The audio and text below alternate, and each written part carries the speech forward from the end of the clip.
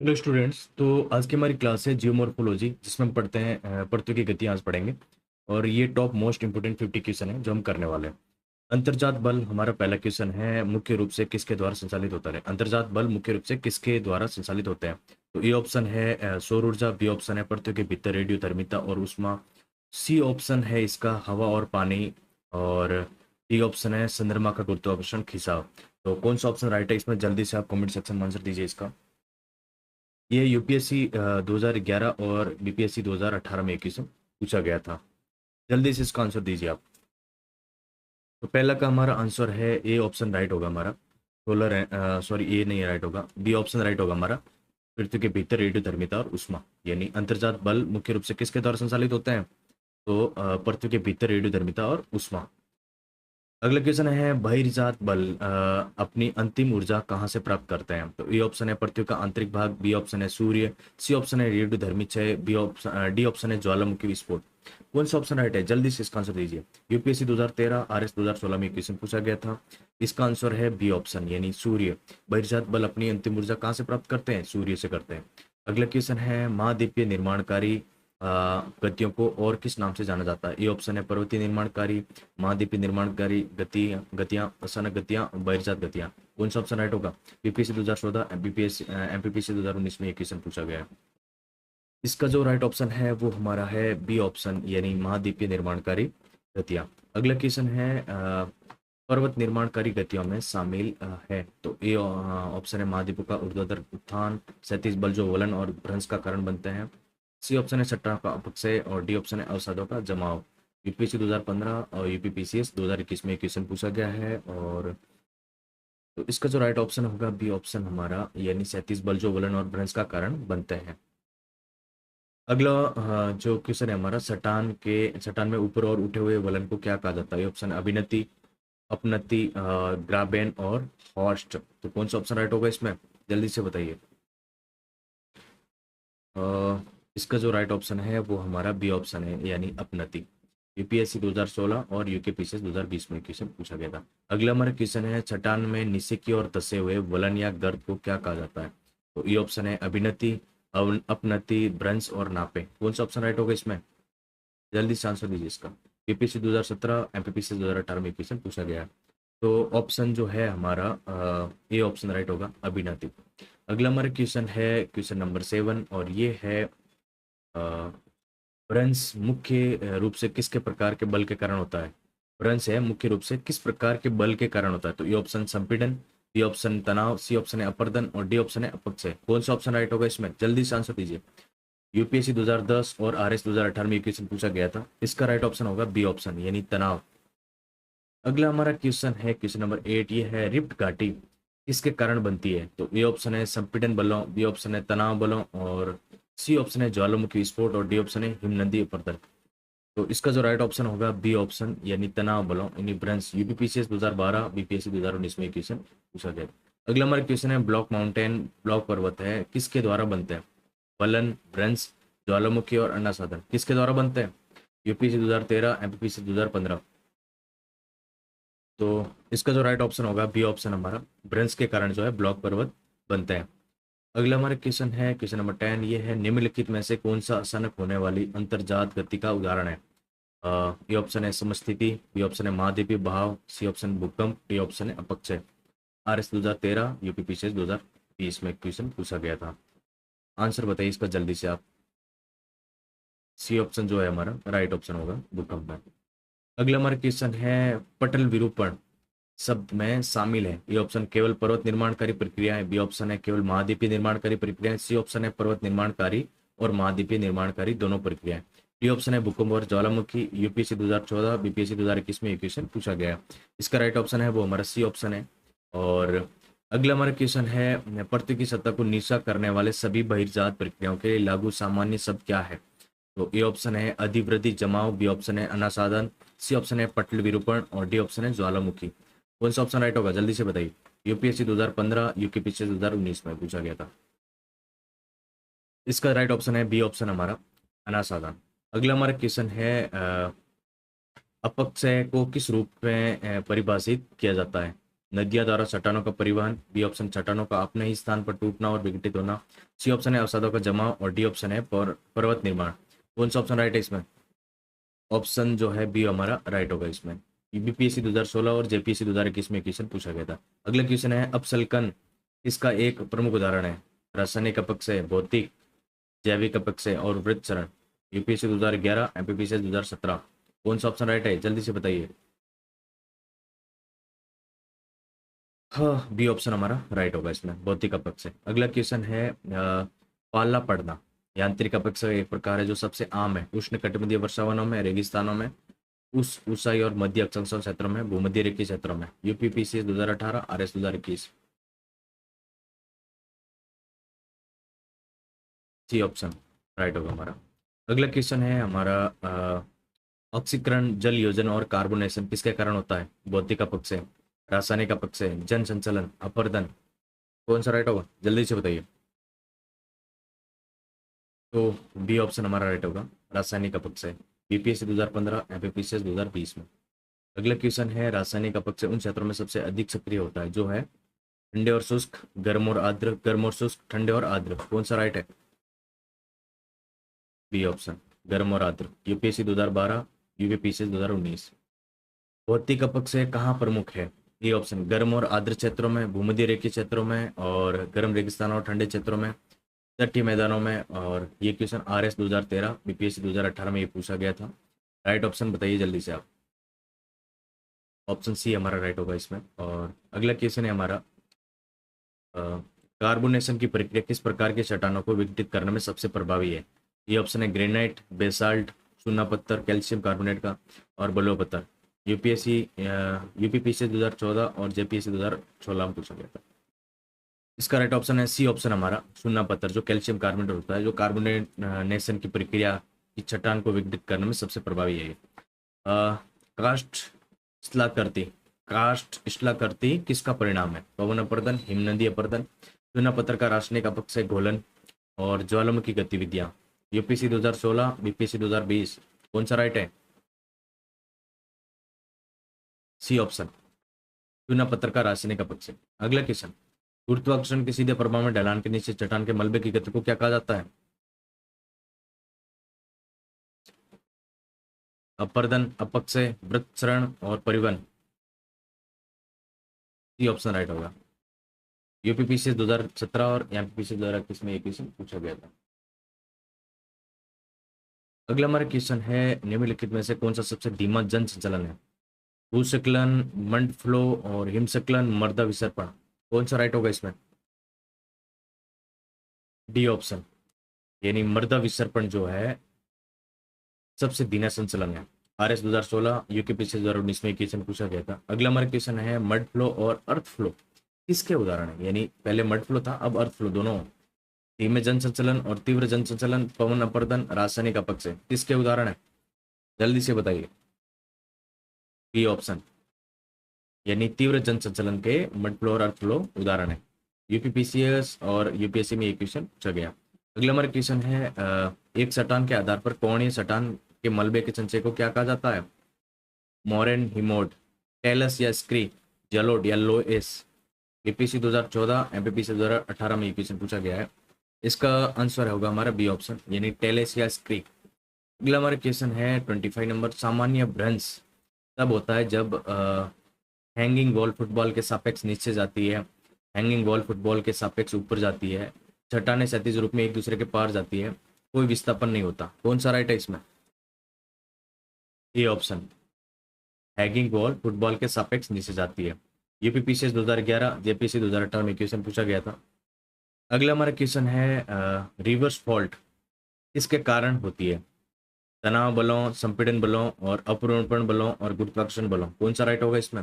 UPC 2014 और RS 2021 में question पूछा गया था, और इसका जो राइट ऑप्शन है वो हमारा है बी ऑप्शन, यानी संपीड़न बलों। अगला क्वेश्चन है हमारा कैलिफोर्निया में सैन एड्रियास फॉल्ट किसका एक उदाहरण है? तो सामान्य भ्रंश, बी ऑप्शन है रिवर्स भ्रंश, सी ऑप्शन है स्ट्राइक स्लीव भ्रंश, और डी ऑप्शन है थ्रस्ट भ्रंश। कौन सा राइट होगा इसमें? सी ऑप्शन, स्ट्राइक स्लीव भ्रंश, यानी ट्रांसफर। ये बीपीएससी 2016 और यूपीपीसी 2022 में क्वेश्चन पूछा गया था। नेक्स्ट है बहुत कम कोण वाले रिवर्स भ्रंश को क्या कहा जाता है? तो सामान्य भ्रंश, थ्रस्ट भ्रंश, स्ट्राइक स्लिप भ्रंश और ग्राबेन। ग्राबेन जो है, तो कौन सा राइट होगा इसमें, जल्दी से बताइए। बी ऑप्शन, थ्रस्ट भ्रंश। एमपीपीसीएस और यूकेपीसीएस में ये क्वेश्चन पूछा गया है। और अगला हमारा क्वेश्चन है, चट्टानों में ऑक्सीकरण मुख्य रूप से किन खनिजों को प्रभावित करता है? सिलिकॉन, लोहा, कैल्शियम और सोडियम किसको प्रभावित करता है, जल्दी से बताइए। यूपीएससी और बीपीएससी में पूछा गया क्वेश्चन ये।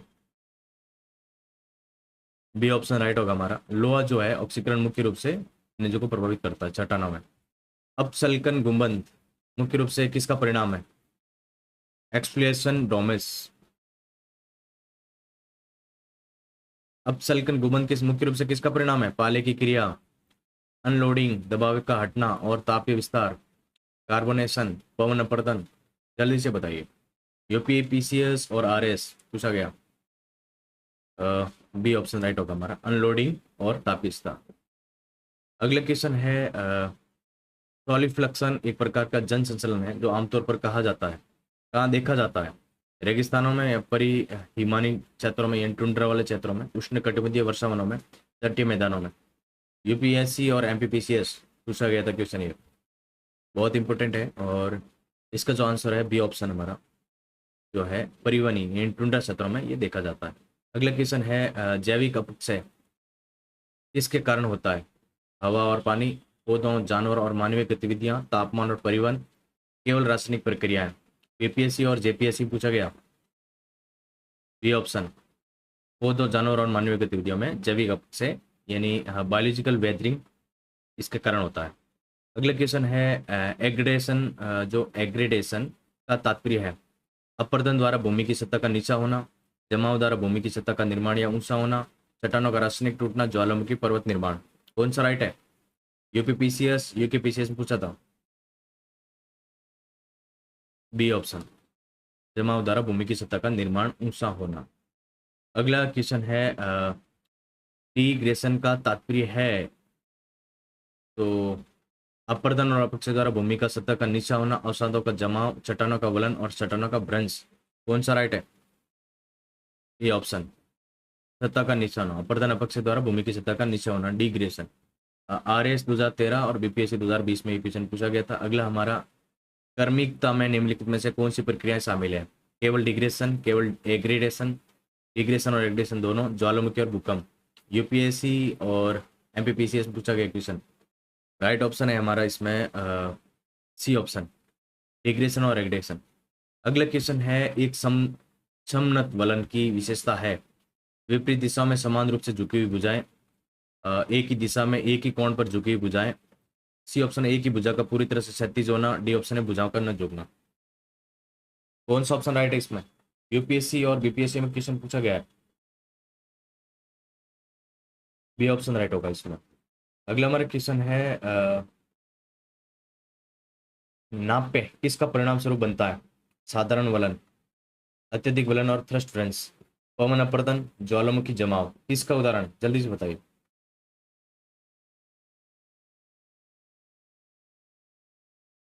यूपीएससी और आरएस में ये पूछा गया है क्वेश्चन, तो इसका जो राइट ऑप्शन है वो हमारा है बी ऑप्शन, यानी अत्यधिक वलन और थ्रस्ट फ्रेंस। अगला क्वेश्चन है, अफ्रीका की महान रिफ्ट घाटी किसका एक उत्कृष्ट उदाहरण है? ए ऑप्शन है, वलित पर्वतों का, बी अपसारी सीमा और तनाव बलों का, और सी ऑप्शन है, अभिसारी सीमा का, और डी ऑप्शन है, हिम नदीय अपरदन का। तो ऑप्शन बी राइट होगा इसमें, अपसारी सीमा और तनाव बलों का। यूपीपी से 2012 और एमपीपी से 2017 में ये क्वेश्चन पूछा गया है। और अगला हमारा क्वेश्चन है, समस्थैतिक समायोजन क्या है? अचानक भूमि भूकंप की गति और संतुलन बनाए रखने के लिए पृथ्वी की क्रस्ट की धीमी ऊर्ध्वाधर गति, महाद्वीपीय का क्षैतिज भाव, और डी ऑप्शन है, ज्वालामुखी विस्फोट। तो इसमें जो राइट ऑप्शन है वो हमारा है बी ऑप्शन, संतुलन बनाए रखने के लिए पृथ्वी की क्रस्ट की धीमी ऊर्ध्वाधर गति। यूपीएससी और जेपीएससी में पूछा गया क्वेश्चन। अगला हमारा क्वेश्चन है, हिमालय किसका एक उदाहरण है? ए ऑप्शन, ब्लॉक पर्वत, बी ज्वालामुखी पर्वत, सी ऑप्शन, संपीड़न बलों द्वारा निर्मित युवा वलित पर्वत, डी ऑप्शन है, अवशिष्ट पर्वत। कौन सा राइट ऑप्शन है? यूपीएससी और एसएससी सीजीएल में ये क्वेश्चन पूछा गया था। सी ऑप्शन इसका राइट होगा। संपीड़न बलों द्वारा निर्मित युवा वलित पर्वत। अगला क्वेश्चन है हमारा, निम्नलिखित में से कौन सा बहिर्जात बलों का कारक नहीं है? नदी का पानी, ग्लेशियर, पवन और विवर्तनिक प्लेटें। कौन सा राइट है? डी ऑप्शन, विवर्तनिक प्लेटें। यूपीपीसीएस और यूकेपीसीएस पूछा गया। अगला क्वेश्चन है, बिना किसी गति के चट्टानों के ढीले होने और टूटने की प्रक्रिया को किस रूप में जाना जाता है? अपरदन, परिवहन, अपक्षय, जमाव। किसमें? जल्दी बताओ। सी ऑप्शन, अपक्षय। आरएस और एमपीपीसीएस में पूछा गया क्वेश्चन। अगला क्वेश्चन है हमारा, किस रासायनिक अपक्षय प्रक्रिया में एक नया पदार्थ बनाने के लिए पानी के साथ खनिजों की प्रतिक्रिया शामिल होती है? ये ऑप्शन है कार्बोनेशन, ऑक्सीकरण, हाइड्रोलिसिस, अपसल्कन। कौन सा राइट है? यूपीएससी और 2014 और यूपीपीसी 2019 में पूछा गया। सी ऑप्शन राइट होगा, हाइड्रोलिसिस। अगले क्वेश्चन है हमारा, भूस्खलन मुख्य रूप से किसके द्वारा शुरू होता है?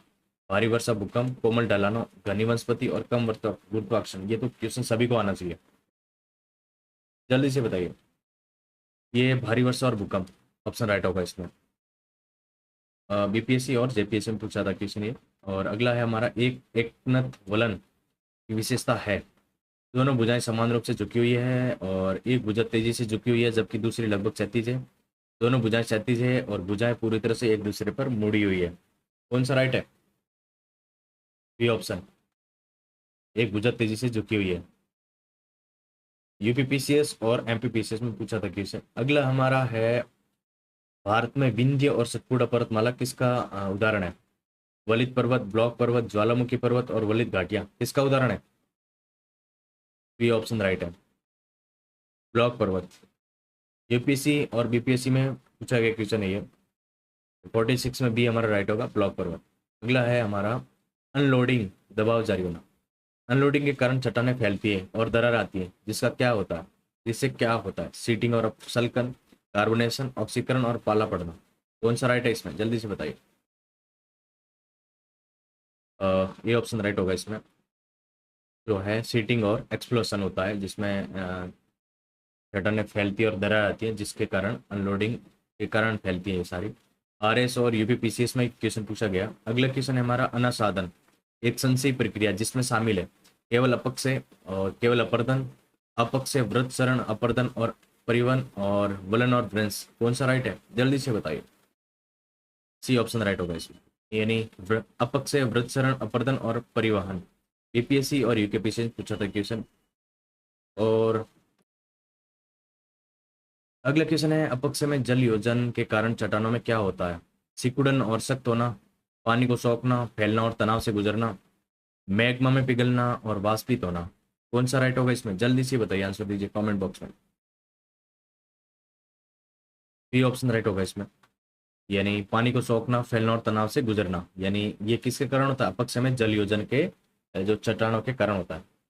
अपक्षय सीडी यूपीएससी सीडीएस 2018, एमपीपीसी 2021 में ये क्वेश्चन पूछा गया था। आज का अंतिम क्वेश्चन है हमारा, पृथ्वी के क्रिस्ट और भीतर उत्पन्न होने वाली भू आकृतियां प्रक्रिया को क्या कहा जाता है? बहिर्जात, अलौकिक, अंतर्जात, अपजैनिक, अपिजैनिक। जल्दी बताइए आंसर। ये हमारा आज का अंतिम क्वेश्चन है और यूपीपीसी 2014 और बीपीएससी 2021 में क्वेश्चन पूछा गया था। ये हमारी क्लास जो है यूपीएससी और जैसे यूपीपीसीएस, यूपीपीसीएस और यूकेपीसीएस, बीपीएससी, एमपीपीसीएस, आरएस और अदर स्टेट पीसीएस एग्जाम के लिए बहुत इंपॉर्टेंट क्लास है ये उनके लिए इम्पोर्टेंट है जो आने वाले एग्जाम के लिए ये क्लास जो है हमारा जियोमॉर्फोलॉजी जो सीरीज चल रही है अभी, चैप्टर है जिसका ये सेकंड टॉपिक था हमारा, अर्थ मूवमेंट। तो यहाँ से अगर आपने ये कंप्लीट पढ़ा है, कवर करा ये टेस्ट, तो आपको कहीं और देखने की ज़रूरत नहीं पड़ेगी। बहुत ही इंपॉर्टेंट क्लास है और यहाँ से सीधे क्वेश्चन आपको देखने को मिलेंगे, सीधे सीधे सपने वाले क्वेश्चन यही होता है। और आई होप कि क्लास आपको समझ में आई हो। इसकी पीडीएफ आपको टेलीग्राम ग्रुप में मिल जाएगी, वहाँ से लेके आप अलग से प्रैक्टिस कर सकते हैं प्रिंट आउट निकलवा के। और इसी प्रकार से अगर आपको क्लास समझ आई हो, अच्छी लगी हो, तो आप चैनल को सब्सक्राइब करें ताकि सबसे पहले नोटिफिकेशन आपके पास पहुंचे। और आज के लिए इतना ही, मिलते हैं अगली क्लास में।